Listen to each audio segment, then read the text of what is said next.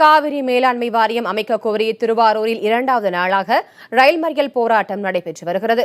திருவாரூர் ரயில் நிலையத்தில் இந்திய கம்யூனிஸ்ட் கட்சியின் மாநில செயலாளர் முத்தரசன், மனிதநேய மக்கள் கட்சித் தலைவர் ஜவாஹிருல்லா தலைமையில் போராட்டம் நடைபெறுகிறது. பல்வேறு கட்சிகளைச் சேர்ந்தவர்களும் விவசாயிகளும் ஒன்று திரண்டு ரயில் நிலையத்தினுள் நுழைந்தனர். தண்டவாளத்தில் இறங்கிய அவர்கள் மத்திய அரசுக்கு எதிராக முழக்கங்களை எழுப்பி போராட்டத்தில் ஈடுபட்டுள்ளனர். நாட்டின் ஒருமைப்பாடு குறித்து பேசும் பிரதமர் மோடி தலைமையிலான மத்திய அரசு இரு மாநிலங்களுக்கு இடையிலான பிரச்சனையை தீர்க்காமல் மௌனம் காக்கிறது என ஜவாஹிருல்லா குற்றம் சாட்டினார். காவிரி மேலாண்மை வாரியத்தை அமைக்க வேண்டும் என்றும் அவர் வலியுறுத்தினார்.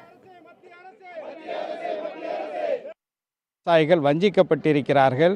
அவர்களுக்கு உறுதுணையாக அவர்களுடைய உரிமைகளுக்காக தமிழகத்தில் உள்ள தமிழக நலனை நாடக்கூடிய அனைத்து அரசியல் கட்சிகளும் ஒன்று சேர்ந்து இந்த போராட்டத்தில் ஈடுபட்டு வருகிறோம். தமிழக மக்களுடைய உணர்வுகளை இதுவரை காவேரி பிரச்சனையில் தமிழகத்திற்கு துரோகம் இழைத்திருக்கக்கூடிய மோடி அரசு நியாயத்தை உணர வேண்டும். உடனடியாக காவேரி மேலாண்மை வாரியத்தை அமைக்க வேண்டும்.